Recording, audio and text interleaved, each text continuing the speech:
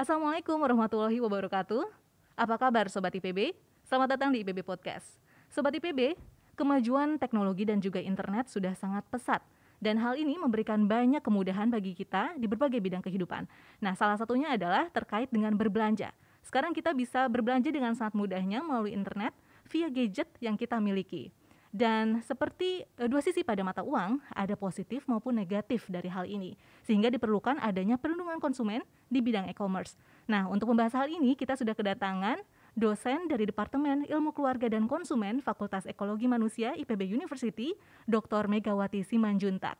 Apa kabar Ibu? Alhamdulillah sehat Mbak Wina. Oh Ibu, terima kasih sudah datang di IPB Podcast Ibu. Ya, sama-sama. Baik Ibu, langsung saja ke pertanyaan pertama mungkin ya Ibu ya. Apa sih yang dimaksud dengan e-commerce? Mungkin Ibu bisa menjelaskan secara singkat? Ya, Mbak Wina, ini menarik ya e-commerce ini, karena sekarang kan sedikit-sedikit kita dengar e-commerce gitu ya. Jadi kalau kita lihat dari kepanjangannya sendiri ya, e-commerce itu adalah electronic commerce ya, artinya perdagangan dengan menggunakan pendekatan atau perangkat elektronik. Baik. Ya. Jadi kalau dilihat dari sisi bisnis ya, terjadi transaksi ya antara konsumen dengan pembeli ya, atau sebaliknya lah ya. Jadi pembeli dan konsumen di dunia virtual atau dunia online. Baik, ya. baik. Ini dengan menggunakan tadi perangkat elektronik. Nah, istilah lainnya ada lagi Mbak Wina. Apa ya. tuh, Bu? Jadi namanya perdagangan melalui sistem elektronik. Nah, ini digunakan di dalam berbagai peraturan pemerintah. Ya, jadi perdagangan di mana transaksinya itu menggunakan perangkat elektronik. Nah, itu mungkin sedikit banyak tentang e-commerce ini. Baik, berarti dengan demikian antara penjual dan juga pembeli itu tidak bertatap muka ya Ibu ya? Iya, betul sekali. Tidak ada tatap muka, konsumen tidak melihat langsung barangnya, tidak memegang langsung barangnya, ya. Jadi transaksinya hanya melalui online saja. Baik Ibu, ini ada yang akrab juga di tengah masyarakat adalah kata marketplace. Ada marketplace, kemudian juga ada e-commerce. Nah, ini dua hal ini apakah hal yang sama atau berbeda? Mungkin Ibu bisa menjelaskan? Ya, jadi marketplace dan e-commerce. Nah, ini juga sering salah dipertukarkan oleh masyarakat, gitu ya. Baik. Jadi sebenarnya marketplace itu sendiri adalah salah satu contoh dari e-commerce. Ya, jadi kalau kita lihat ada beberapa model bisnis dari e-commerce ini. Ya, yang pertama, ya kita kenal yang namanya e-retail atau toko online. Baik. Ya, nah ini toko online ini dia memiliki domain websitenya sendiri. Ya, jadi dia punya stok barang sendiri. Ya, kemudian prosesnya terjadi transaksi antara penjual dan pembeli secara langsung gitu ya, tanpa ada intermediary atau perantara. Itu yang pertama. Kemudian yang kedua adalah iklan baris. Ya, ini termasuk juga salah satu jenis marketplace. Baik. Jadi kalau iklan baris ini, kalau kita lihat ada beberapa situs yang menawarkan ya dalam bentuk iklan baris ya. Contohnya ketika ada tawaran untuk menjual mobil bekas gitu ya. Tapi tidak ada transaksi berlangsung secara online ya. Dalam iklan baris ini si peminat atau pembeli? Iya, si pembeli itu menghubungi si penjual ya. Kemudian mereka berlakukan perjanjian untuk melihat barangnya. Kemudian terjadi negosiasi, pada akhirnya terjadi transaksi. Itu yang kedua. Nah, model yang terakhir ini yang tadi Mbak Wina sebutkan ya, itu adalah marketplace. Nah, marketplace ini yang sebetulnya banyak digunakan oleh konsumen saat ini ya. Jadi semacam mall atau supermarket sebetulnya ya. Jadi ada pihak ketiga yang menjembatani ya si penjual untuk mempromosikan barangnya. Ya, dan juga memfasilitasi untuk transaksi keuangan antara si konsumen dan si penjual. Nah, ini agak menarik ini kalau di marketplace. Ya, marketplace ini antara si merchant ya yang ada di bawah marketplace ini ya, itu tidak pembayarannya itu tidak langsung gitu ya dari konsumen langsung merchant. Tapi ada dalam hal ini kalau kita mau lihat contohnya saya tidak menyebutkan merek ya, itu ada yang orange gitu, ada yang Ada hijau, hijau, ada yang ada biru. yang merah Iya, gitu betul. ya, itu ya. Nah, ketika si pembeli ya ketemu barang, kemudian dia check out ya, kemudian melakukan pembayaran itu masuk kepada rekening bersama yang Baik. itu ada di bawah marketplace ini gitu ya. Nah, kemudian nanti akan ada validasi ya dari si marketplace ini ke penjual gitu bahwa sudah bayar loh. Baik. Ya, barang dikirimkan gitu ya. Kemudian setelah barang dikirimkan, nanti untuk logistiknya ya, proses penyampaian barang dari konsumen kepada dari penjual, dari merchant kepada konsumen itu di bawah pengawasan si marketplace. Baik. Gitu ya. Nah, kalau misalkan barang sudah sampai dan kemudian si konsumen memberikan notifikasi barang sudah diterima tanpa kurang suatu apapun sesuai dengan yang dijanjikan gitu ya, itu akan masuk ya notifikasi kepada si marketplace. Nah, baru kemudian si marketplace ini menyerahkan atau mentransfer uangnya kepada si merchant. Baik. Gitu ya. Jadi ada rekening bersama di sini gitu ya. Kalau misalkan ada masalah gitu ya, itu bisa di hold dulu ininya uangnya gitu ya. Kalau misalkan barang tidak diterima gitu ya, atau cacat misalkan itu ya, itu bisa di hold dulu. Nah, itu yang disebut dengan marketplace. Baik, Ya. Ibu. Nah, tadi Ibu sudah singgung juga bahwa ada risiko juga ya dari e-commerce ini. Betul. Salah satu risikonya adalah ketika pembeli atau konsumen ini mendapat barang yang tidak sesuai misalkan dengan yang dia beli. Deskripsinya yang diberikan oleh penjual misalkan A, B, C, D, tapi ternyata yang hadir tidak sesuai dengan yang diterima, tidak sesuai dengan yang dideskripsikan oleh penjual begitu. Sehingga ada risiko-risiko seperti penipuan atau mungkin barang tidak sesuai seperti itu. Nah, menanggapi hal ini itu dari pemerintah sendiri apakah ada undang-undang atau peraturan terkait dengan perlindungan konsumen di bidang e-commerce? Nah, ini pertanyaan menarik lagi nih Mbak Wina ya. Jadi kalau kita lihat dengan semakin maraknya ya sekarang online shopping ini, belanja lewat online, maka makin banyak masalah Mbak. Betul ya. Jadi indikasinya dari mana ya? Jadi sekarang itu semakin banyak pengaduan ya yang masuk ke salah satunya Badan Perlindungan Konsumen Nasional. Baik. Ya. Nah, 2 tahun terakhir ini ya data pengaduan e-commerce ini menjadi yang 3 tertinggi gitu ya setelah perumahan dan keuangan. Wow. Ya. Nah, kita lihat lagi dari lembaga lain ya, YLKI. Ya mungkin Mbak Wina tahu ya, Yayasan Lembaga Konsumen Indonesia.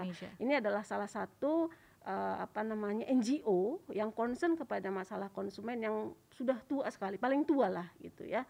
Nah, ternyata pengaduan terkait dengan e-commerce ini itu menduduki peringkat kedua setelah jasa keuangan ya. Nah, itu. Nah, topnya adalah pengaduan ke Kementerian Perdagangan. Nah, dalam hal ini ada salah satu direktorat di sana, Direktorat Perlindungan Konsumen dan Tertib Niaga. Nah, ini memang menerima pengaduan ya. Nah, itu ternyata topnya justru e-commerce ini yang paling banyak pengaduannya. Ya. Nah, kita lihat dari sisi undang-undang ini ya Mbak Wina ya.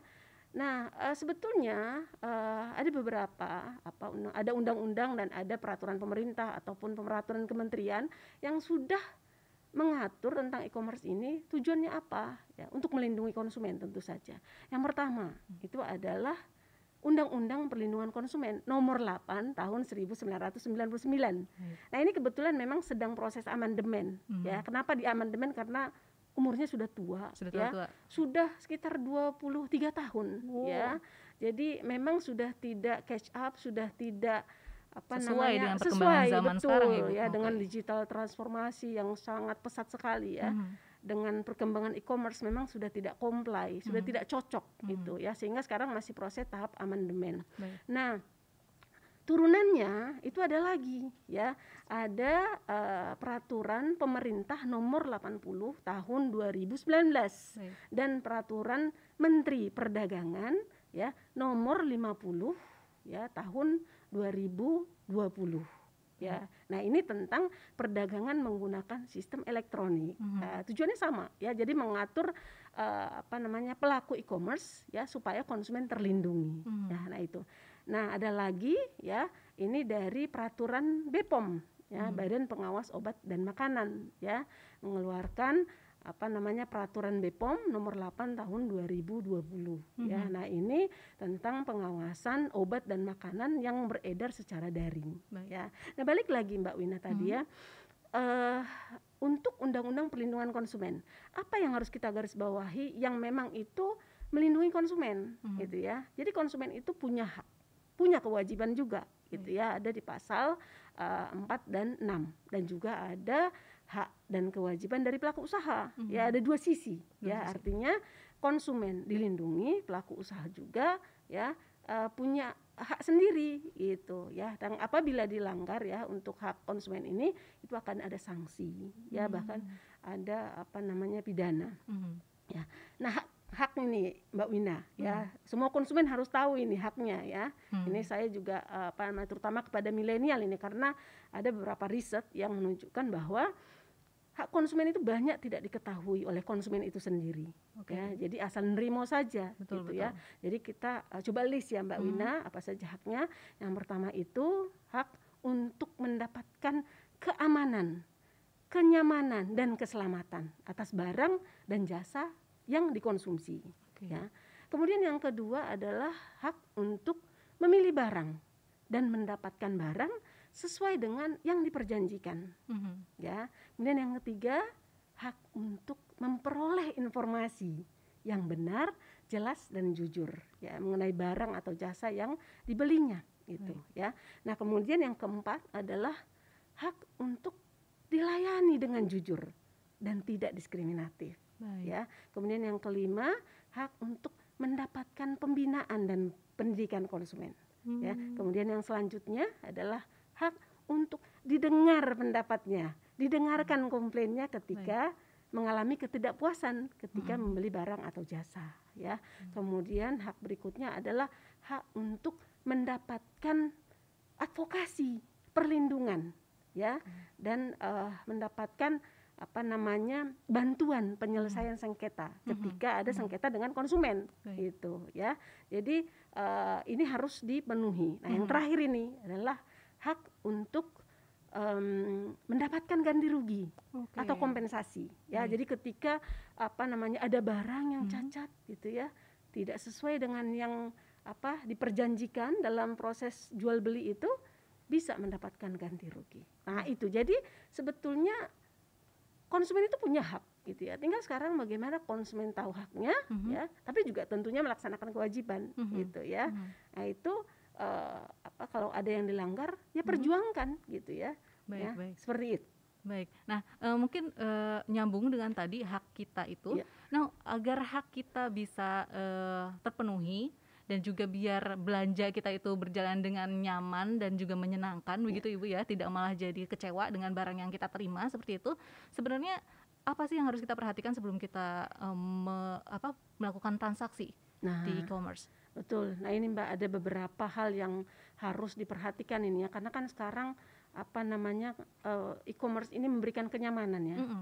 Ya, jadi sangat ini sekali, kita sangat nyaman sekali, sangat mudah, sangat cepat, pilihannya juga macam-macam gitu ya, banyak promo. Betul sekali, ya. Bu. Jadi memang tinggal klik saja gitu di gadget kita ya, bisa terserah mau pagi, mau siang atau malam gitu ya. Nah, ini kita harus menjadi konsumen cerdas tapi ya. Jadi tidak boleh asal beli saja ya. Yang pertama barangkali ya kita lihat ya, tahapan yang dilalui konsumen apa gitu ya. Jadi ada 3 sebenarnya ya. Yang pertama sebelum melakukan pembelian, yang kedua saat membeli, dan yang terakhir adalah pasca pembelian. Nah, di titik-titik kritis ini konsumen itu harus smart, harus cerdas ya. Nah, kita lihat sebelum membeli ya, sebelum membeli itu harus yakin bahwa situs tempat dia belanja itu adalah situs yang aman. Baik. Itu ya. Jadi coba dilihat apakah situs itu melindungi privacy ya, melindungi data pribadi kita gitu ya. Jadi ada namanya SSL ya, yang itu terpasang pada website itu ya. Jadi ini harus dicek gitu ya. Jangan sampai terjadi kebocoran data pribadi gitu ya, karena kan sekarang banyak ya yang kasus seperti itu ya. Kemudian yang kedua, ini mungkin tetap sama pentingnya ya, tahu hak kewajiban kita seperti yang saya sampaikan tadi. Yang tadi itu ya Ibu ya. Jadi ketika kita belanja ya tidak puas misalkan ya kita berani komplain gitu ya. Karena kita punya hak untuk melakukan hal itu gitu ya. Jadi pahami, tahu hak dan kewajibannya ya. Kemudian yang selanjutnya adalah beli sesuai kebutuhan. Nah, itu ini mahasiswa ini ya. Milenial sekarang itu termasuk yang tinggi ya. Jadi minimal sekali sebulan itu mesti belilah gitu. Betul, Ibu. Ya, dan yang paling banyak dibeli itu fashion biasanya gitu ya. Dan hasil riset juga menunjukkan 70% konsumen yang beli online saat ini akan tetap membeli online pasca pandemi gitu ya. Jadi beli itu sesuai kebutuhan gitu ya. Jangan mudah tergoda oleh harga-harga yang murah gitu cashback ya. Yang banyak. Iya, cashback yang banyak gitu ya. Padahal sebenarnya barangnya tidak diperlukan. Betul. Gitu ya. Dengan gaya hidup hedonis gitu ya. Itu akan cenderung mendorong kita untuk konsumtif, untuk boros gitu. Padahal uang belum tentu ada gitu ya. Kemudian juga kita harus baca deskripsinya, deskripsi produknya secara teliti gitu.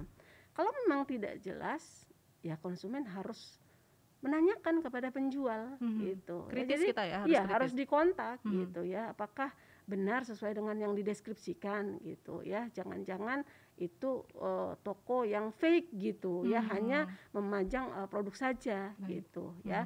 Dan kemudian juga penting ini buat milenial ya, baca review. Ya, betul, review ya Bu ya. Review, karena itu sangat membantu sekali ya review itu Bu. Ya walaupun memang ada juga fake review ya itu ya. Tetapi kalau sudah sampai ribuan ya harusnya sih walaupun ada yang fake review tapi lebih banyak yang sudah mengalami ya, artinya dia membeli kemudian dia menggunakan gitu ya, dan dalam prosesnya apakah dia ada komplain gitu ya. Jadi kita belajar dari pengalaman orang lain. Betul gitu. Ibu. Dan Mbak Wina ini hindari untuk belanja di media sosial ya. Resikonya lebih besar ya. Lebih baik kita memilih online shopping yang memang itu berbasis website gitu ya. Kemudian dari sisi pembayaran ya. Kalau misalkan ada pelaku e-commerce gitu ya yang meminta uang muka, ya, lebih baik batalkan saja transaksinya. Ya, itu sudah mengarah kepada fraud gitu, ya, kejahatan ya. Kemudian juga lebih baik memilih cash on delivery. Oh, COD. Iya, COD ya. Jadi terima dulu barang baru bayar cash gitu ya, atau menggunakan rekening bersama. Nah, itu tadi yang menjadi salah satu ciri di marketplace. Di marketplace, betul. Berarti apakah bisa dikatakan marketplace lebih aman nih Bu dalam bertransaksi? Sepertinya begitu. Ya. Jadi marketplace lebih aman karena ada pihak ketiga yang menjembatani antara konsumen dan merchant. Nah, seperti itu ya. Dan ketika kita beli ya, nah ini beberapa kasus ini Mbak ya, barang dibeli 3 misalkan, yang diterima hanya 1, tapi kita tidak ada bukti gitu ya, sehingga si merchant menolak ya. Makanya ketika terima paket, foto ya, kemudian unboxing, foto lagi atau videokan gitu ya. Jadi ada bukti ya. Jadi kita harus lebih cerdik dari penjual gitu ya. Jadi itu. Kemudian yang terakhir ini ya, ternyata barang yang diterima itu tidak sesuai ya, barang yang diterima cacat misalkan itu ya, harus berani komplain. Jangan lihat harganya, misalkan harganya ya paling 10.000 gitu ya, tapi sudahlah gitu ya, buang waktu segala macam gitu ya, tidak mau komplain gitu ya. Nah, itu salah gitu ya. Jadi kita harus berani menyuarakan kekecewaan kita kepada si pelaku usaha supaya dia aware gitu ya.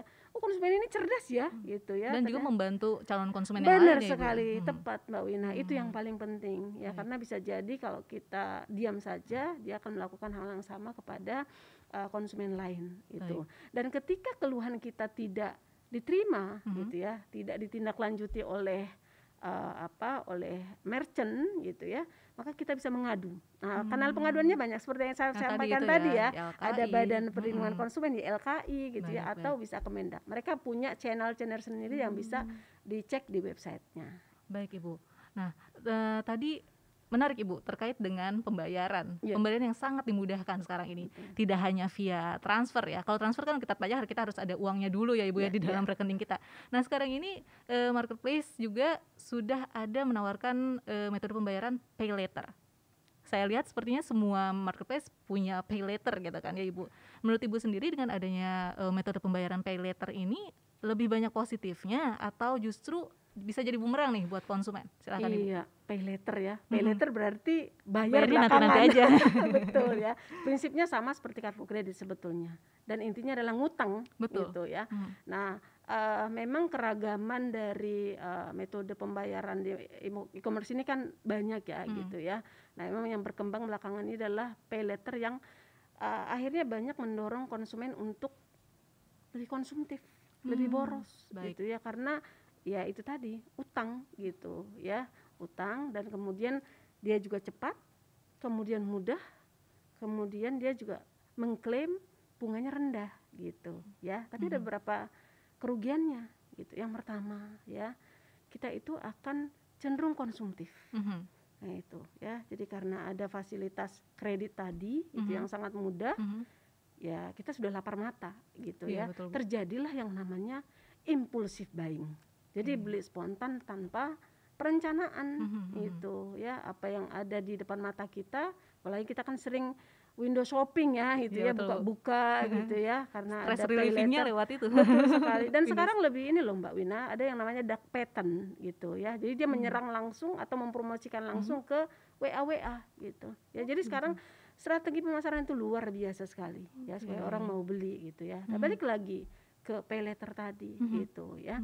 Jadi ini akan mendorong orang untuk lebih konsumtif gitu ya, mengedepankan keinginan, gaya hidup gitu ya, lifestyle-nya gitu, untuk beli macam-macam gitu ya. Jadi satu.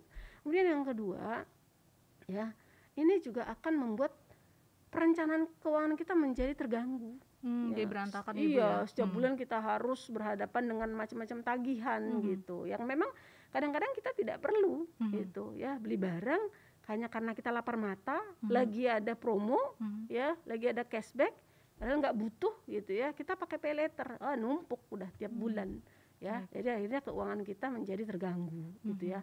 Itu yang kedua. Nah yang ketiga adalah keamanan ya. Jadi pay later ini lebih beresiko dibandingkan dengan kartu kredit. Oh, seperti apa Bu resikonya? Iya, jadi rentan dengan resiko peretasan identitas. Oke. Gitu ya. Kan kita kan memberikan nomor KTP Data, kita, ya, gitu, karena kan kita harus foto foto dulu ya, KTP Ibu, ya. gitu Betul. ya.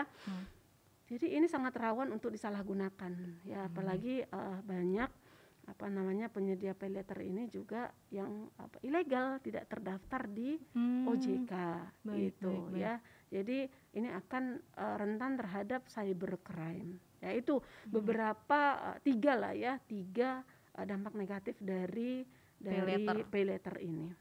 Berarti bisa dikatakan hindari pay later ya Ibu ya? Hindari, lebih baik kita berbelanja sesuai dengan kondisi keuangan kita, dan juga kita ya stick dengan budget kita lah, jangan sampai terganggu hanya karena kita lapar mata gitu. Pay later itu sebenarnya bisa karena membantu pada saat konsumen sedang terdesak, tidak ada uang sekarang, butuh barangnya urgent gitu ya, memang kebutuhan, boleh digunakan, tapi jangan keterusan. Nah itu yang bikin kita itu akhirnya banyak tagihan. Karena bagaimanapun meskipun bayarnya belakangan, tapi tetap harus dibayar ya Ibu ya. Bulan depan tetap harus dibayar. Gitu. Kalau tidak dibayar nanti malah ada masalah. Numpuk lagi nanti, berbunga lagi gitu. Jadi tagihan makin membengkak begitu ya Ibu. Baik Ibu. Kemudian ini langsung ke closing statement-nya nih Ibu. Ada nggak sih Bu tips-tips atau mungkin pesan dari Ibu kepada Sobat IPB terkait dengan gimana sih berbelanja di e-commerce ini biar aman gitu, biar hak kita sebagai konsumen tetap terpenuhi? Ya, yang pertama ya, kita harus pahami bahwa yang namanya e-commerce ini akan terus ya menyerang kita, bahkan sampai ke ruang-ruang pribadi kita. Gitu ya. Perkembangan teknologi ini tidak bisa kita stop gitu ya. Itu ada di depan mata kita ya. Kemudahan belanja dengan tawaran-tawaran, bahkan nanti ketika kita masuk era metaverse ya, itu akan lebih membuat kita lapar mata gitu ya. Dengan segala fasilitas teknologi ini ya, tentunya kita harus yang pertama ini, yang paling penting adalah saya kepada para mahasiswa ini selaku milenial ya, belanjalah sesuai dengan kebutuhan ya, jangan mengutamakan keinginan ataupun gaya hidup ya yang mendorong kita untuk boros atau konsumtif ya. Kemudian juga perhatikan dengan teliti gitu ya ketika sebelum membeli, ya betul-betul teliti, cermati pada saat membeli, dan harus berani ya mengajukan komplain ketika mengalami ketidakpuasan. Kita harus menjadi konsumen cerdas. Itu saja. Baik, terima kasih Ibu. Ya, jadi itu sudah sangat lengkap sekali ya penjelasan dari Ibu Mega bahwa kita sebagai konsumen harus cerdas ya Ibu. Betul. Kita juga harus teliti. Sebelum kita belanja kita harus bisa membedakan mana sih barang yang kita butuhkan sama barang yang kita inginkan ya Ibu. Itu kan dua hal yang berbeda ya Ibu ya. Apa yang kita inginkan, lapar mata itu harus dihindari.